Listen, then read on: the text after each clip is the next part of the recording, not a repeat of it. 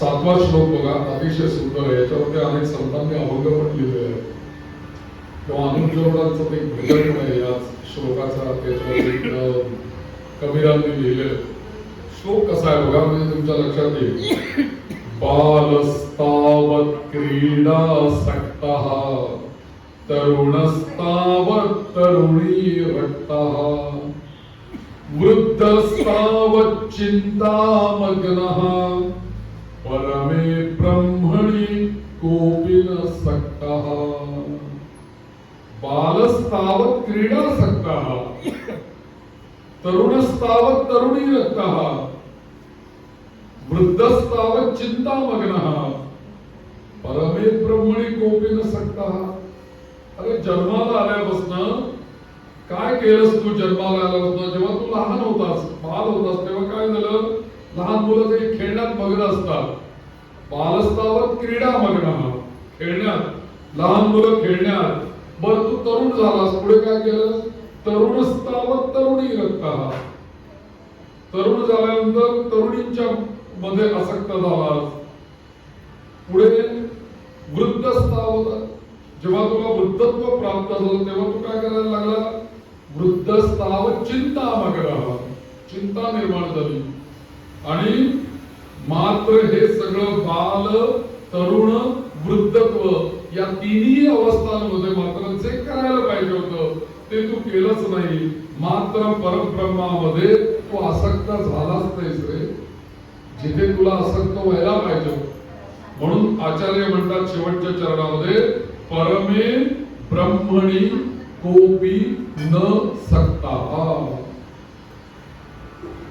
बालस्तावत् क्रीडामग्नः. गेय किती आहे हे स्तोत्र बघा, अतिशय सुंदर आहे. बालस्तावत् क्रीडासक्तः तरुणस्तावत् तरुणी सक्तः वृद्धस्तावत् चिंतासक्तः परमे ब्रह्मणि कोऽपि न सक्तः. भज गोविन्दं भज गोविन्दं गोविन्दं भज मूढमते. भज गोविन्दं भज गोविन्दं गोविन्दं भज. प्रत्येक माणसाला सर्वसाधारणपणे प्रत्येकालाच बाल्यावस्था येणार. एकदम कोणी तरुण जन्माला आला असं नाही होत, एकदम वृद्धत्व असं नाहीच होत. बाल्यावस्था येणार, बाल्यानंतर तारुण्य येणार, तारुण्यानंतर वृद्धावस्था येणार, निसर्गाप्रमाणे हे सगळं होणार. या सगळ्या अवस्था प्रत्येक जीवाला अनुभवायला येतात. माणसाचं जीवन स्वभावतः क्षणिक आहे, अत्यल्प आहे आणि त्यामध्ये सुद्धा विकार आहे. आणि आचार्यांनी याच स्तोत्रामध्ये जसं कमळाच्या पानावरच्या थेंबाप्रमाणे अत्यंत अस्थिर असं जीवन आहे, असं थेंबाप्रमाणे असं जीवन अस्थिर आहे असं आपल्याला आचार्यांनी सांगितलेलं आहे. आणि म्हणून या देहामध्ये सुद्धा आचार्य सांगतात की 6 विकार आहेत जीवनामध्ये. बघा, अस्थि पहिला विकार, गर्भामध्ये अस्तित्व असणं. जायते जन्माला येणं, वर्धते वर्धन होणं, विपरिणमते प्रौढावस्थेला प्राप्त होणं, अपक्षीयते क्रमाक्रमानं क्षीण होत जाणं, आणि 6वं आहे विनश्यती नाश पावणं. हे सगळे देहाचे 6 अवस्था आहेत. क्षणाक्षणाला, त्यामुळे या 6 अवस्था या देहाच्या असल्यामुळे क्षणाक्षणाला या शरीरात परिवर्तन हे होतच राहणार. आमच्याकडे दर 5 वर्षांनी या शांती करायला सांगितलं. याचं कारण काय मला माहित नव्हतं. तर एकाने मला वैद्यांनी सांगितलं की तुमच्या शरीरामध्ये ज्या पेशी आहेत असंख्य काम करणाऱ्या, या सगळ्या पेशींना 3.5 वर्षाचं आयुष्य आहे. 2.5-3 वर्षांनी 3.5 वर्षांनी तुमच्या शरीरातल्या सगळ्या पेशी पहिल्या मरतात, नवीन येतात. हे सतत 3.5 वर्षांनी घडतं. पण आमच्या ऋषीमुनींनी शांत 5 वर्षांनी करायचं सांगितलं, 3.5 वर्षांनी शांत नाही करायचं सांगितलं. 50 झाली शांत की 55, 60, 65, 70 दर 5 वर्षांनी शांत आहे. मग असं का? तर त्याचं उत्तर असं आहे की 3.5 वर्षांनी पेशी जन्माला आल्या नवीन, त्या पेशींना तारुण्यत्व 5 वर्षांनी प्राप्त होतं. म्हणजे त्या शरीरातल्या पेशी तरुण असतात, म्हणून 50 वर्षाचा मनुष्य झाला, त्याच्यानंतर 53.5 नवीन पेशी आल्या, 55ला नवीन शाल. कल्पना करा. म्हणून दर 5 वर्षांनी शांत असते. तर या अवस्था निर्माण होतात. संपूर्ण शरीर इंद्रिय अत्यंत कोमल, बाल्यावस्थेमध्ये अत्यंत नाजूक असतं शरीर, आणि मग हळूहळू हळू आपल्या बालपणापासून आपल्या इंद्रियांचा, शरीराचा, बुद्धीचा, मनाचा क्रमाक्रमाने विकास होतो. लहानपणी आपण बाह्य विश्व सगळं बघितलेलं असतं. बाह्य विश्व, माणसं, व्यवहार सगळं बघत असतो, पण आपण त्याच्यामध्ये कुठे नसतो. लहानपणी आपलं लहानपण प्रत्येकाचा आठवतो, त्याची जाणीव आपल्याला नसते. पण जसं मनुष्य वयामध्ये येतो त्यावेळेला मग जाणीव कसली असते, त्यावेळेला आपली क्रीडासक्ता, त्यावेळेला खेळामध्ये आपलं लक्ष असतं लहानपणी. आणि मग आपलं मन, इंद्रिय अनेक प्रकारच्या खेळामध्ये त्यावेळेस तासनतास रममाण झालेलं असतं. आणि अगदी लहान मुलं किती खेळामध्ये रममाण असतात. आता एखादी मुलगा जर का काही ते बॅट बॉल खेळत असेल किंवा काही व्हॉलीबॉल खेळत असेल, अशा गोष्टी. पूर्वीची लहानपणी आमच्या गोट्यांचा खेळ खूप मोठा होता. त्या सगळ्या इतकी ती प्रेम त्याच्यावरती, त्या प्रेम त्या गोट्यांच्या वरती, की त्या गोट्या उशाशी घेऊन झोपायचं. इतकंच नव्हे की मुठीत घट्ट धरून असं झोपायचं, ते सोडायचं नाही. किती त्या याच्यावरती प्रेम ना. साधा दगडाशी जरी एखादा लहान मूल खेळत असेल ना तरी त्याच्यावर प्रेम असतं. ते घट्ट करून सोडत नाही. जेवायला सुद्धा यात आणि जेवायचं ते यात करतो, असं लहानपण. त्याच्याकडे क्रीडा सक्ता. आचार्य बरोबर सांगतायत त्यावेळेला तुझं मन कसं कशात आसक्त आहे, हीच आसक्ती आहे बरं का.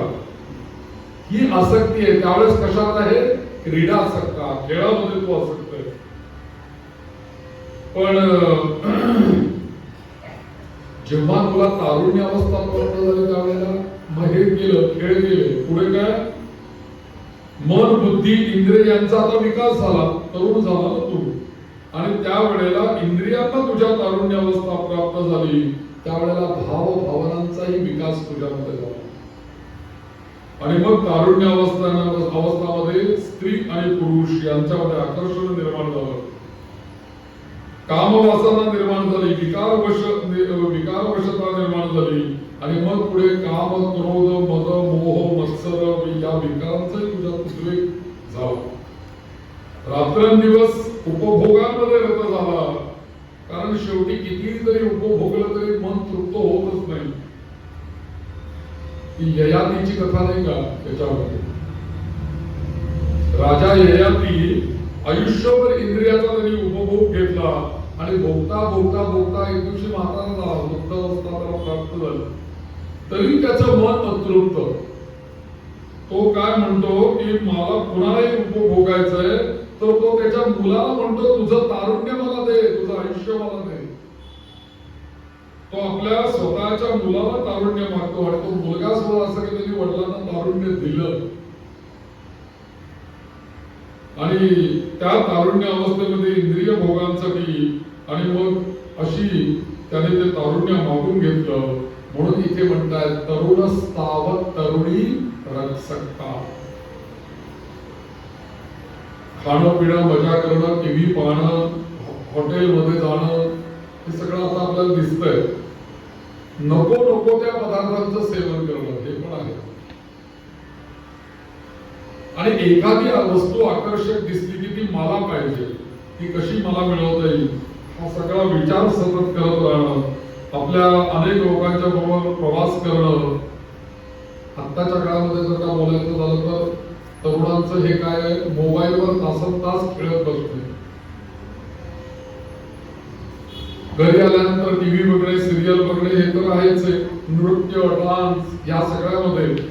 पण ह्याच्यामधलं होतं काय की सगळा तमोगुण वाढत गेला की मग तमोगुण वाढत झाला की दिवसा झोपून राहणं. तमोगुण हा रात्री प्रबल आहे तो निर्माण झाला की दिवसा झोप सत्व कोणी लोक पहाटे उठतात.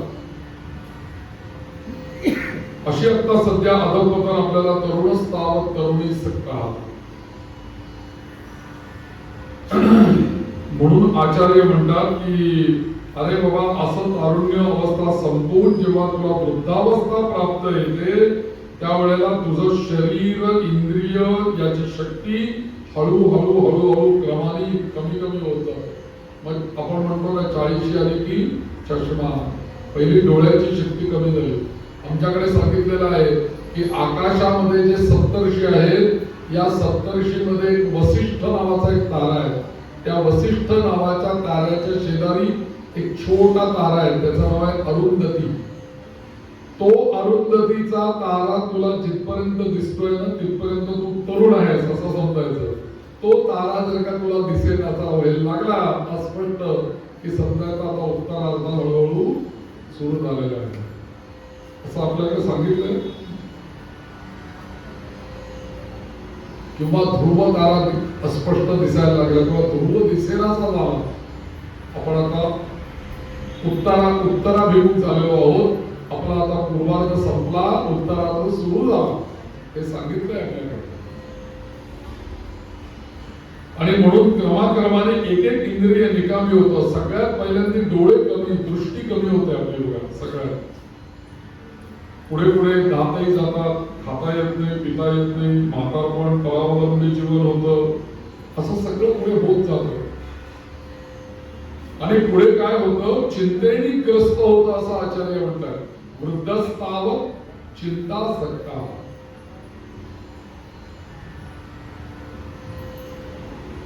आणि कुठलीही गोष्ट वृद्ध माणसाचं होतं काय की तो वर्तमान काळामध्ये जगतच नाही. त्याला वर्तमान काळात काही जरी समोर आलं तरी तो भूतकाळाची त्याची तुलना करत असतो. आमच्या वेळेला कसं होतं याची ती भूतकाळामध्ये. आणि दुसरी गोष्ट त्याच्यापेक्षा जर का काही विचार असेल तर तो भविष्य काळात माझं पुढे कसं होणार काय होणार हे आहे. वर्तमान काळाचा मुद्दाला विचारत नाही. आणि म्हणून गेलेले प्रसंगांची पुन्हा पुन्हा आठवण. आणि या वृद्धावस्थेमध्ये मनुष्याचं मन हे भूतकाळाप्रमाणे भविष्य काळामध्येही जातं भूतकाळातही जातं. कारण तोच त्याचा विचार करतो म्हणून वर्तमान काळाचा विचार करत नाही. आता प्राप्त असलेली वृद्धावस्था चिंतामग्न. आणि मग माझं कसं होईल उद्या कसं होईल याच्या कल्पना तो करत राहतो आणि उगाच चिंता करत राहतो. आणि म्हणून मनुष्य कशाची चिंता करतो भविष्याची चिंता करतो. मला कोण विचारेल माझ्या संपत्तीचं काय होईल माझ्या शेवटच्या क्षणी मुलं माझ्या जवळ असतील की नाही बरेच विचार. आपण कुठे असू आपल्या संपत्तीच्या वाटण्या कशा कराव्या कोणाला किती द्यावं हे सगळे विचार अनेक प्रकारच्या चिंता वार्धक्यामध्ये येतात. एक तो श्लोक येतो चिता चिंता समा नास्ती बिंदू मात्र विशेषतः सजीवन दहते चिंता निर्जीवन दहते चिता. चिता आणि चिंता या दोन्हीमध्ये शब्द सारखेच आहेत. फक्त फरक काय आहे एका अनुस्वाराचा फरक आहे. आणि तो फरक याच्यामध्ये हे सांगतात सजीवन दहते चिंता निर्जीवन दहते चिता. चिंता जिवंत माणसाला जाळते आणि चिता मृत माणसाला जाळते.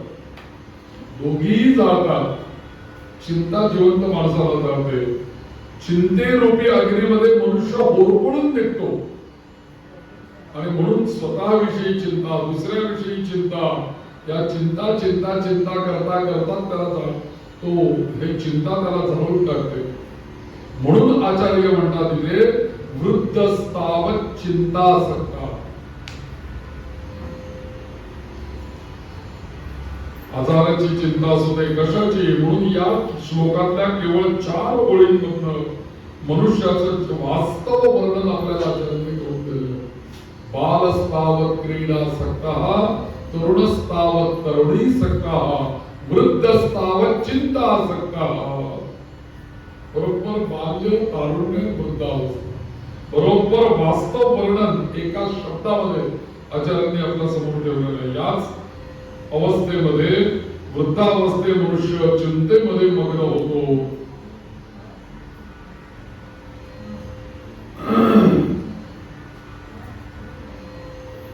म्हणून आचार्य इथं सांगतात की हे मनुष्या वृद्धावस्थेमध्ये तरी तू थोडासा विचार कर ना. तुला चिंताच करायची आहे ना, मग तू चिंता गोविंदाची कर ना. तुला चिंताच करायची असेल तर तू अंतर्मुख हो. अंतर्मुख हो. आतापर्यंतच आयुष्य व्यर्थ गेलं, परंतु निदान हा पवन थांबुस्तोवर, श्वास थांबुस्तोवर तरी मी आता अखंड शांतीचा शोध कसा घेऊ, की अखंड शांती मला कशी मिळेल याची चिंता कर, याचा विचार कर. परंतु आंतरिक शक्तीचा शोध घे, असं तू चिंता कर. कारण का असा तू एक शेवटी विचार कर, जगी सर्व सुखी असा कोण आहे, विचारे मना तुझी शोधून पाहे, खरोखरी सुख मला जीवनामध्ये मिळाले का.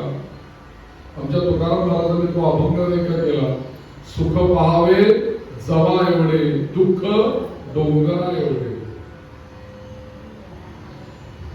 सुख सुख म्हणत आहे, दुःख ठाकवून आले. तर म्हणून आनंद या कशामध्ये आहे तो शोधला पाहिजे. आणि या विश्वामध्ये विषयांच्या चिंतनामध्ये आनंद आहे का, आंतरिक माझ्याकडे मी शाश्वत परमात्मा आहे त्याचं चिंतनामध्ये आनंद आहे, हा विचार केला पाहिजे.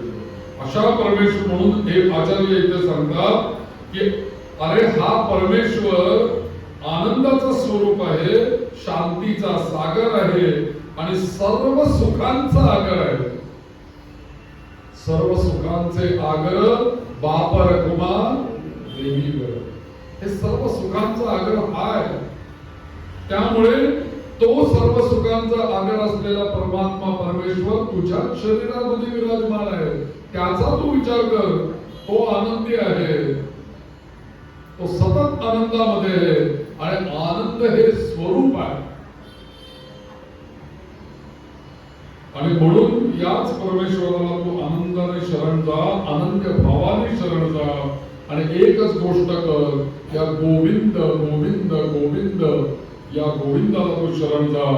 भज गोविंदम भज गोविंदम गोविंदम भज मूढमते.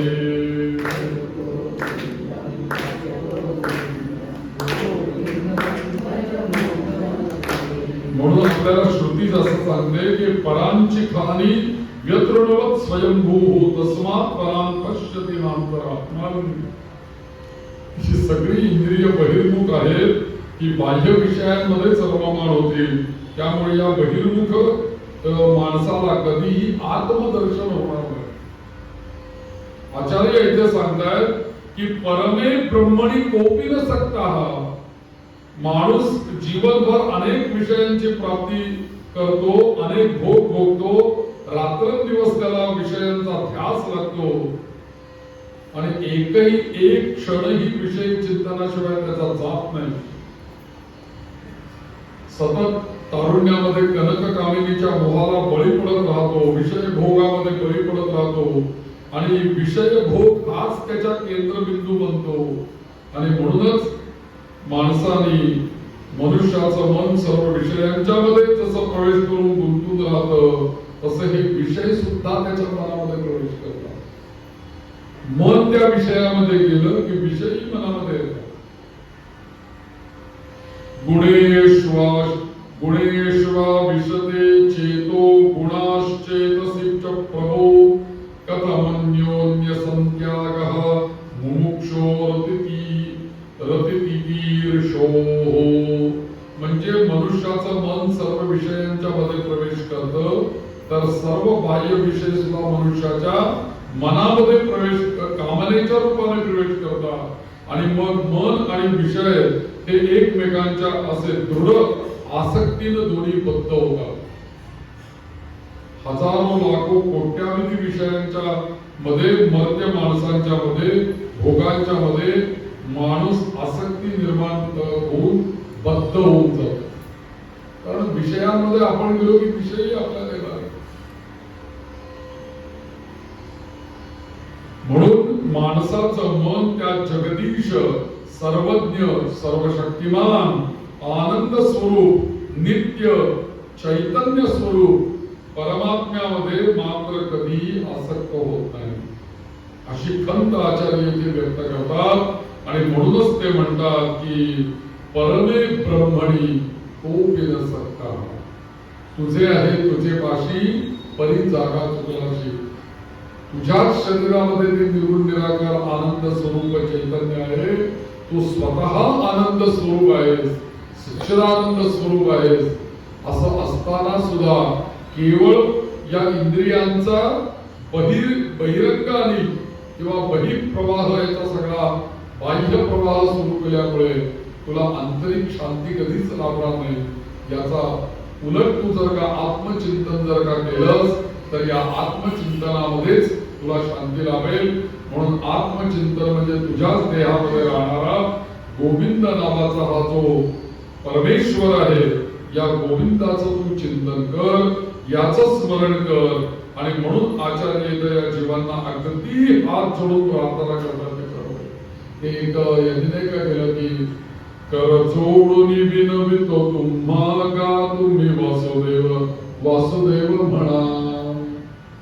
सत्यकाम महाराज सांगतात, इथे आचार्य सांगतात भज गोविंदम नका करू संसाराश्रमा का तुम्ही वासुदेव वासुदेव म्हणा. नका गुंदू विषय कामागा तुम्ही वासुदेव वासुदेव म्हणा.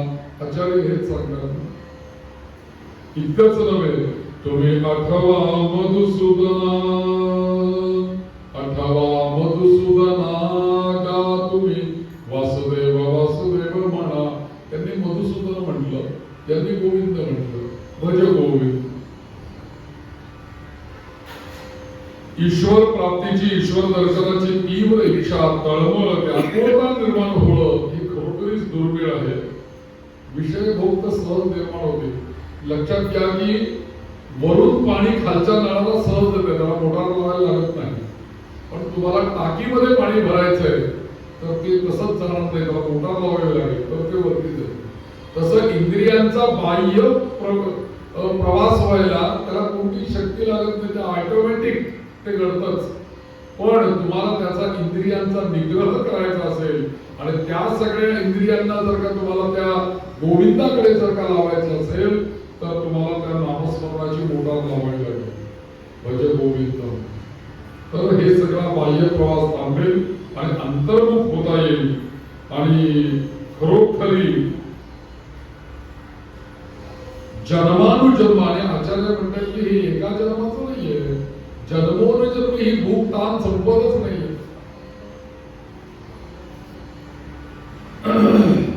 धार्मिक माणसं अनेक आहेत, श्रद्धावान माणसं अनेक आहेत. ते सगळं काही करत असतात. ईश्वराची पूजा करतात, जप करतात, भजन करतात, व्रतवैकल्य करतात, तीर्थयात्रा करतात, सगळं करतात. हे सगळं करून सुद्धा या गोविंदाबद्दल, या परमेश्वराबद्दल त्यांच्या मनामध्ये जो तीव्र भाव निर्माण व्हायला पाहिजे किंवा त्याची निस्सीम भक्ती निर्माण व्हायला पाहिजे किंवा त्या परमेश्वराकरता आपण परवाच्या श्लोकामध्ये एक शब्द बघितला, तृष्णा. ही तृष्णा निर्माण व्हायला पाहिजे. व्याकुळता, तृष्णा म्हणजे व्याकुळता निर्माण व्हायला पाहिजे. ती या सगळं करून सुद्धा निर्माण होत नाही. व्रत वैकल्य तीर्थयात्रा सगळं करून सुद्धा होत नाही. बहिरंगानं सगळी क्रियात्मक साधना सगळं करतात. जप घडतोय पण जपामध्ये लक्ष कुठे आहे? पूजा होते पण ती यंत्रवत होते, त्या देवाकडे लक्ष कुठे आहे? देवाच्या देवळात नमस्काराला आलाय पण देवाने कुठल्या रंगाचा पोशाख घातलाय कुठे बघितलंय? त्यामुळे दर्शनही मन नीट घेत नाही. अशा व्यवहारामध्ये एखादा ईश्वर भक्तीचा ओलावा त्याच्या मनामध्ये निर्माण होत नाही. जो निर्माण होणं आवश्यक आहे की जो या स्तोत्रामध्ये आचार्यांनी भज या शब्दाने ठेवलाय.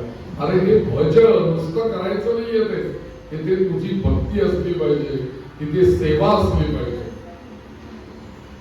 आणि म्हणून तुझ्या मनामध्ये अशी तुम्ही करा कल्पना की प्रिय व्यक्तींचा जर का वियोग झाला तर मनुष्य खूप रडतो, परंतु मला ईश्वर केव्हा भेटेल या तळमळीने कधी आपल्या डोळ्यामध्ये पाणी आलंय का?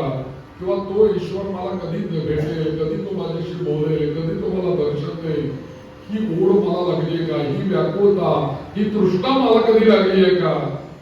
हा विचार महत्वाचा आहे. आणि त्याच्याकरता माझ्या डोळ्यात पाणी येतंय का? हाही विचार महत्वाचा. म्हणून आचार्य इथे म्हणतात, अरे हे होत नाही. म्हणूनच मी इथे या श्लोकामध्ये म्हणतोय, परमे ब्रह्मणी कोपी न सक्का. याचा हाच अर्थ आहे की हे सगळं होतं आपल्याकडनं, पण त्याच्याकरता आपल्या डोळ्यात पाणी नाही, हे भज होत नाही, आपल्याकडनं भक्ती होत नाही. आणि जसं गीतेमध्ये सांगितलं, मनुष्याणां सहस्रेषु कश्चित यतति सिद्धये यततामपि सिद्धानां कश्चिन् मां वेत्ति तत्त्वतः. हजारो माणसांमध्ये एखादा मनुष्य ईश्वर प्राप्तीसाठी साधना करतो. अशा साधकांच्या मध्येही एखादाच भाग्यवान पुरुष आहे की तो ईश्वर स्वरूपाला तत्त्वतः जाणतो.